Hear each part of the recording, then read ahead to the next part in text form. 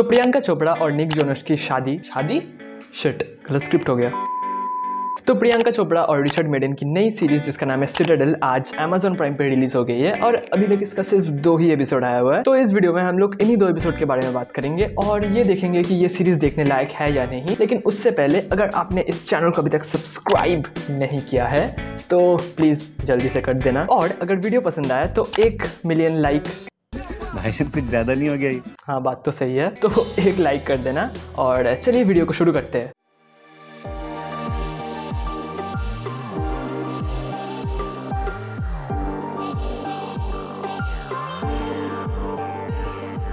तो इस सीरीज का प्रेमाइस कुछ ऐसा है कि सिटाडेल नाम की एक स्पाई ऑर्गेनाइजेशन है जो कि कुछ बुरे लोगों के खिलाफ काम करती है, ऐसा हमें अभी तक बताया गया है। तो इस ऑर्गेनाइजेशन में हमारे 2 मेन लीड प्रियंका चोपड़ा और निक जोनस नहीं रिचर्ड मेडन काम करते हैं। निक जोनस क्यों मैं बोल रहा हूँ बार बार। तो एक दिन वो दोनों एक मिशन पे होते हैं जहाँ उन दोनों को एक आदमी को मारना है और वो भी ट्रेन में। लेकिन तभी उन लोगों का कोई एजेंट उन लोगों को धोखा दे देता है और ऐसा दिखाया जाता है कि वो दोनों मर जाते हैं, लेकिन वो लोग नहीं मरते ऑब्वियसली, नहीं तो शुरू होने से पहले ही सीरीज खत्म हो जाती है। लेकिन इस इंसिडेंट की वजह से उन दोनों का जो पास्ट मेमोरी है एज सिटाडेल एजेंट वो इरेज हो जाता है और उन दोनों को कुछ भी याद नहीं रहता कि वो लोग इससे पहले कौन थे या क्या करते थे। तो क्या उन दोनों को अपनी मेमोरी वापस मिल पाएगी और ये सिटाडेल एक्चुअली है क्या चीज, और ये सिटाडेल एक्चुअली किन लोगों को एक्सपोज करना चाहता है। होपफुली इन सारे सवालों के जवाब हमें आने वाले एपिसोड में मिल जाएंगे शायद। तो सीरीज के लीड में हमें दिखते हैं Priyanka Chopra as Nadia Sen and Richard Madden as Mason Kane. अगर आपको ये चेहरा थोड़ा भी जाना पहचाना लग रहा है तो ये वही है जिन्होंने इससे पहले इटर्नल्स मूवी में इकरिस का रोल प्ले किया था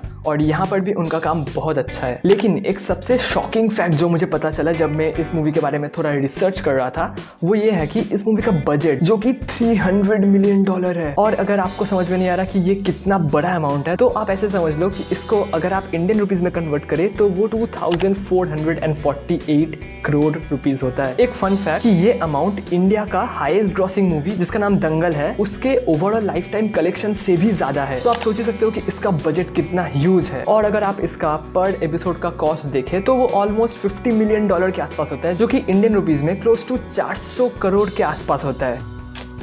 तो इस सीरीज के बारे में मेरे कुछ पॉजिटिव ओपिनियन है और कुछ नेगेटिव भी ओपिनियन है जिसके बारे में मैं आगे बात करता हूँ। तो पहला पॉजिटिव कि सीरीज का कास्टिंग जो कि बहुत सही है और प्रियंका चोपड़ा और Richard Madden as spy agents बहुत अच्छे से फिट बैठते हैं। दूसरा इस सीरीज का पॉजिटिव पॉइंट है इसका हिंदी डब जो कि काफी अच्छा है एक्चुअली। मैंने एक एपिसोड इसका हिंदी में देखा था और दूसरा इंग्लिश में और मुझे दोनों ही एक्चुअली काफी पसंद आया। तो अगर आप इसको हिंदी डब में भी देखना चाहते हो तो जरूर देख सकते हो। तीसरा जो इस सीरीज का पॉजिटिव पॉइंट है वो है इसका कॉम्पैक्ट एपिसोड। हाँ थोड़ी जगह एपिसोड थोड़ी बहुत स्ट्रेस्ड फील हो सकती है लेकिन ओवरऑल देखा जाए तो इस एपिसोड को बहुत अच्छे से एडिट किया गया है। चौथा इस सीरीज का जो पॉजिटिव पॉइंट है वो है इसका एक्शन सीक्वेंस, और वो हो भी क्यों ना क्योंकि इस सीरीज को डायरेक्ट किया है रूसो ब्रदर्स ने जो कि एक्शन सीक्वेंस को डायरेक्ट करने के मामले में द बेस्ट है। फॉर एग्जांपल एक्सट्रैक्शन या द ग्रे मैन का ही एग्जांपल ले लो, उधर का एक्शन सीक्वेंस जैसे काफी अच्छा था सेम इधर भी एक्शन सीक्वेंस काफी अच्छा है। हाँ अब ऐसा नहीं है कि सीरीज का सब कुछ ही अच्छा है और इसी चीज के बारे में हम लोग अब बात करेंगे कि सीरीज का पहला नेगेटिव पॉइंट जो कि मुझे लगा वो है इसका लीनियर स्ट्रक्चर। एग्जाम्पल के लिए स्टार्टिंग से ही जो हम लोगों को कैरेक्टर और सीन्स दिखाया जाता है वो एक लीनियर फॉर्मेट में दिखाया जाता है और एक के बाद एक इंसिडेंट होता है। लेकिन मेरे हिसाब से अगर आप एक स्पाई मूवी में एक नॉन लीनियर स्ट्रक्चर को फॉलो करें तो वो शायद स्क्रीन प्ले के साथ ज्यादा अच्छे से फिट बैठता है। फॉर एग्जाम्पल कि आप कुछ प्रेजेंट का सीन दिखा रहे हो उसके बाद डायरेक्ट पास्ट में जंप करके पास्ट का कुछ सीन दिखा दिए और फिर से प्रेजेंट में जंप करके प्रेजेंट का कुछ सीन दिखा दिए, तो ये ऑडियंस को एक ज्यादा एंगेजिंग स्टोरी देती है और शायद ये देखने में भी काफी अच्छा लगता है। लेकिन अभी शायद कुछ ज्यादा ही जल्दी हो जाएगा इस फिल्म को जज करने के लिए। और इस सीरीज का दूसरा जो नेगेटिव पॉइंट है एक्चुअली सीरीज का नहीं Amazon प्राइम का जो दूसरा नेगेटिव पॉइंट है